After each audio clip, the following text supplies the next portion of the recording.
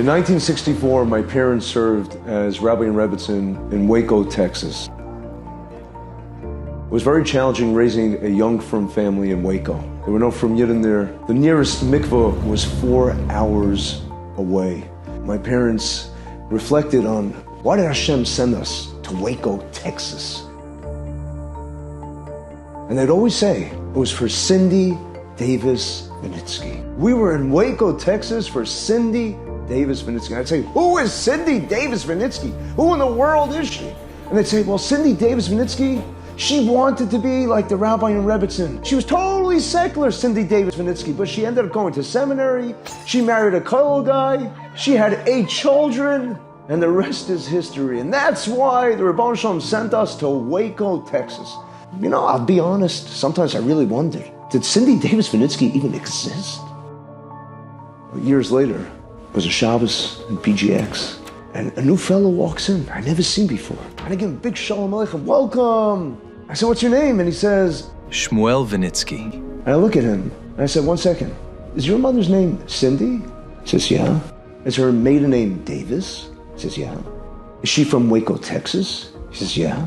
I said, are you one of 8 children? How do you know all this about me? I said, my entire life I grew up hearing about Cindy Davis Vinitsky, that my parents always said the only reason why we ended up in Waco, Texas was for Cindy Davis Vinitsky, so that she could have you. Several months later, it was Yom Kippur in BGX, and it came time, right before Ne'ilah, and Ne'ilah was auctioned off. Who is the one who gets the highest bid to get Ne'ilah? Shmuel Vinitsky. He approaches the Aron Kodesh. He's about to open the Pratis, and I realize, who is he standing right next to? In the seat of honor, adjacent to the Aron, is none other than my father. And I turned to Shmuel. I said, Shmuel, the only reason why you're here in this world is because of that person. And I go to my father, and I said to my father, the fellow opening up the Aron for Ne'ilah is here. The only reason why he is here is because of you. In Yiddishkeit, there's no such thing in Judaism as an encounter. Every time 2 Jews meet, it's an opportunity for eternity, for nitzchias. The pasuk says, "V'ahavta l'reacha kamoicha, ani Hashem." You should love your fellow Jew. I am God. Ask the Trisker Maggid, why does it have to say I am God? When you realize that there's no such thing as an encounter, every time 2 Jews meet, you're making God's presence. He says, Ahava, the word for love, Aleph Hey Beis Hey, is Gematria 13. Ahava, when 2 Jews love one another, it's Ahava plus Ahava, 13 plus 13 is 26. Yud Kei Vav Kei, the name of Hashem, Ani Hashem. When 2 Jews meet, they make Hashem dwell in this world. They bring the Shekhinah, they bring the divine presence. Tisha B'Av is about the loss of Hashem's Shekhinah. It's a loss of godliness. That's what we're mourning. In the time of the Beis Hamikdash, we had the Shekhinah, we had godliness. The way to bring it back is 2 Jews loving one another. This film is about people who made a difference because Hashem brought them within the same vicinity and proximity to each other, and therefore their lives were changed, their lives were saved. There are generations now because they met. They shocked me 6 times. My raw reaction was, I thought I had more time. It was a Friday morning, and what I usually do on Fridays, I go to the park, Marine Park, to play paddleball. So I met up with 2 other friends of mine. We didn't have a 4th, and there was a gentleman sitting on the side who said he would join us to be the 4th, but he doesn't play big ball, he plays small ball. And we said, okay, we don't usually play small ball, but in order to have doubles, we'll play. 5 minutes into the second game, I collapsed. I'm cutting up the London Broil. 2:58 p.m., his paddleball partner, Dr. Shmuel Sadowski, calls. Does Vishal have a heart condition? I said, Shmuel, he has a heart condition. You know he has a heart condition. What happened? He had a heart attack. She calls me a little bit concerned. Something sounded a little off. Can you give me a ride to Marine Park? And I'm like, Mom, this is like, what's happening? What's going on? Is something happened to Abba? He was there just that morning at my house babysitting my kids. He's always watching my kids. He said, okay, now that I watch the kids, now I'm going to the park. I was like, Pops, it's really hot out. And I let him go. I keep thinking, how did I let him go? And when I got that phone call, I was like, no, I had more time. He's so young, it doesn't make sense. I had more time.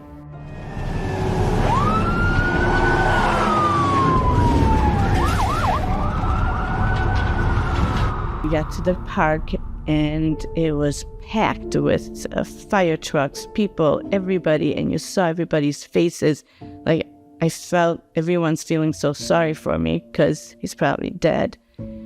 Frank had fallen to the ground, and there was a gentleman at his side doing CPR.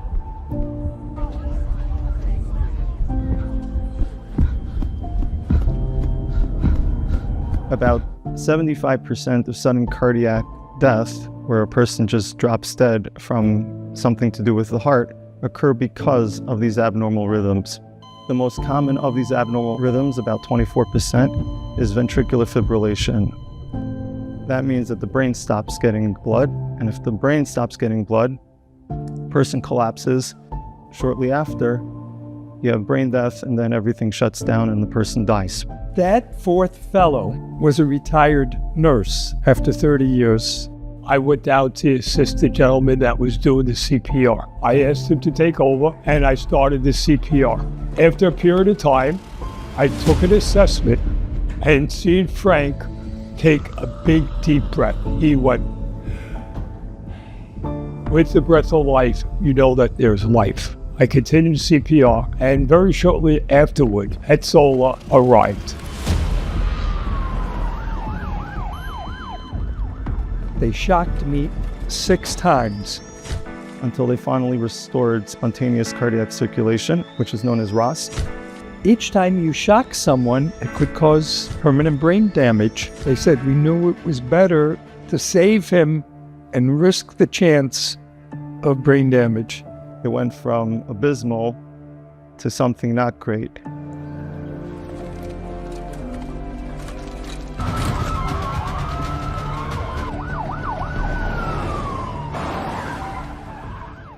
He was in a coma for a week where there was no activity.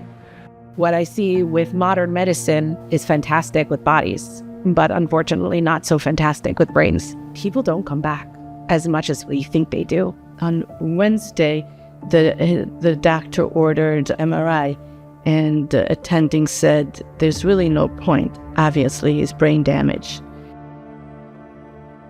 At which point I said to my kids, this is not how Abba wants to live. And I heard my daughter was there, and I heard my daughter telling the attending, I want to know the results of the MRI. Even if I'm sleeping, you wake me up. I dismissed myself from class, and I found myself a quiet corner, and I didn't physically scream, but I gave an emotional scream to the Rebbeinu Shalom that I can't continue this anymore. He has to come back, and everything has to go back to regular. And then my mother called me to say goodnight. And she said, don't talk. I'm just calling to say goodnight. Don't tell me anything. And I said, why? You don't want to go to sleep knowing that there's no brain damage on the MRI? She couldn't speak. I don't think either of us could speak. I don't think there were any words really to say.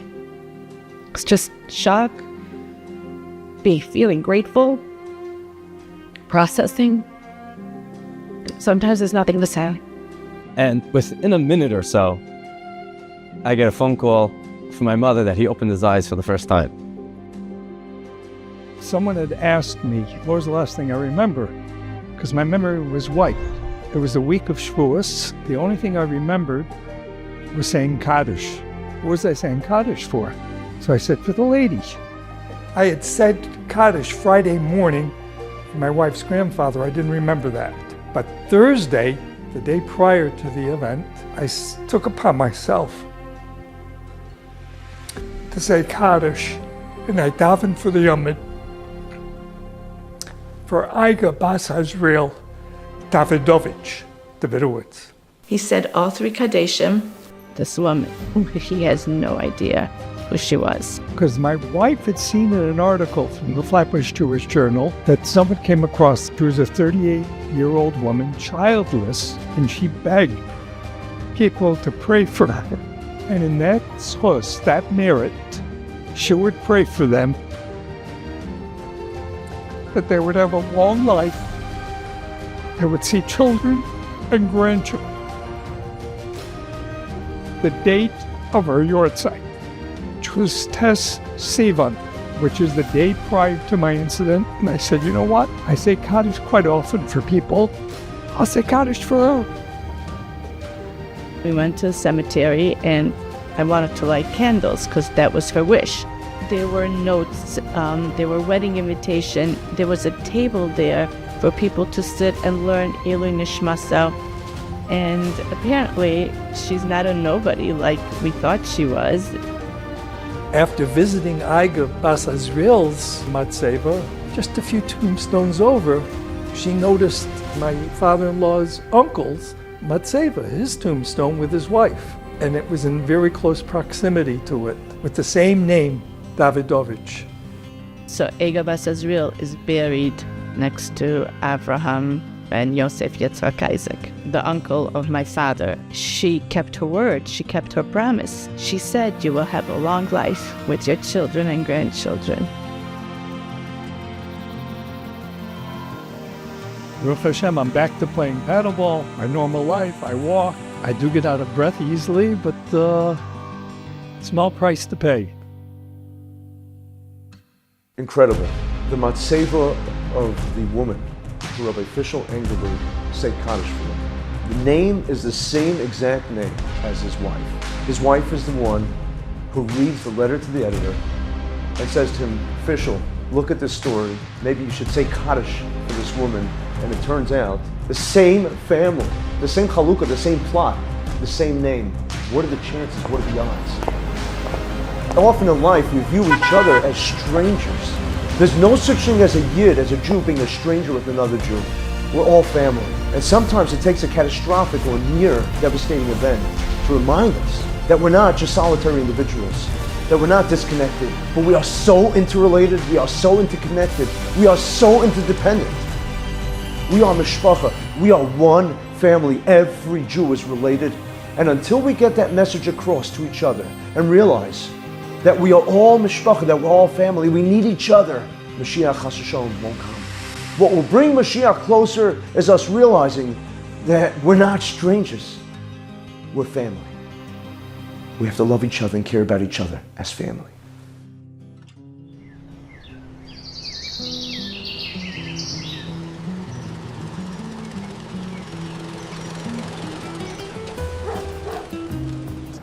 I had absolutely no interest in religion. We moved to Sheepshead Bay when I was 5 years old. We moved from Coney Island. I grew up in a liberal family that, listen, you can, choose what you want in life. And I could have married anybody, I could have done anything. I graduated Brooklyn College feeling that, okay, so we're here, so not for any purpose that I could make out of it. Aside from, you might as well just enjoy yourself. And so that was my philosophy of life at that point. It was not Jewish philosophy at all. My parents were Holocaust survivors. We were, culturally Jewish. I met my wife while I was in Brooklyn College. She wasn't religious, and her parents weren't religious. They fled Europe after the war. They were able to survive Auschwitz, survive Siberia, and make it to a country that gave them their freedom, the freedom to choose. And I was all for that. I was all for choosing. We moved from Brooklyn after we were married. My wife had just given birth. And New Jersey was great schools, good transportation for Manhattan, everything that you could want. But there was no Yiddishkeit there. At that time, I had already started working at Standard & Poor's. It was very nice. I enjoyed it, and I got a promotion. Came in a bittersweet way, I felt that it was overdue. It was by a couple of months, but I said, is this what my life's about? I'm going to wait for the next promotion. So I started to think about things. It was at that point I was asking some questions. I first met Nassan when he was my editor at Standard & Poor's, and he offered to have lunch with me. First day my father met Mike, he split the sandwich with Mike, half of him, half of Mike. And then for the next 20 to 25 years, they shared lunch every single day. And in my house, we grew up knowing my mother made one sandwich for Mike and one sandwich for my father. My father was a person not of your average teacher, Rebbe, influencer, and anybody. He didn't go for that. He followed everything to the T. Just by acting yourself, going to Derech HaTorah, MS, Yasher, you don't realize who's watching you, who's looking at you. And just from acting like that, people are just attracted to you. It gave me an opportunity to ask all the questions I wanted in a non-judgmental way. It gave me to learn about Yiddishkeit in a way that was slow and easy and meaningful and true. Those lunches turned into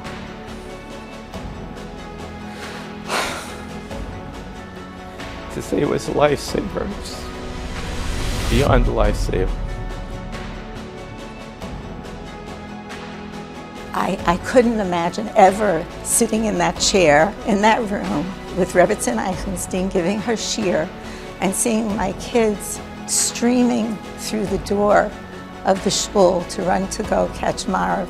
You know, my husband walks by and waves, and then my son-in-law walks by and waves. My grandson, who just got back from Eretz Yisrael, I'm sitting there and my eyes are just filling up. So many years later at that shiur, watching that window is the window of our lives that I saw for that few seconds that you can only imagine. It's only seconds that they all filtered through my window, literally a window of a lifetime. Mr. Bauman could have simply said, Judaism is great, and moved on. Instead, Mr. Bauman, for 22 years, ate lunch with Mr. Kaplan. Mr. Bauman's wife made lunch for the two of them for 22 years and changed the entire trajectory of the Kaplan family. The Kaplan family could have easily assimilated, but instead, we now have generations of B'nai Torah, generations of people that are serving Hashem with joy, all because one man made a decision that I'm going to care, that I'm going to take an interest, and I'm going to devote my lunch hour to another Jew, to another Yid. We have no idea how many people are learning in Brisk, in Lakewood, in Punovich, in all these yeshivas, that the grandparents were not from. Someone was Makarov, a family member, and that changed the entire trajectory of the family to now have B'nai Torah. BJX is bringing back Hashem's lost children. There is nothing more important to Hashem than being reunited with His precious Kinolach. He's waiting for every child's return. And BJX is making this possible, paving the way for the Geulah. Please make a donation today. Help BJX.com. Enable us to save an neshama. Enable us to bring the Geulah closer.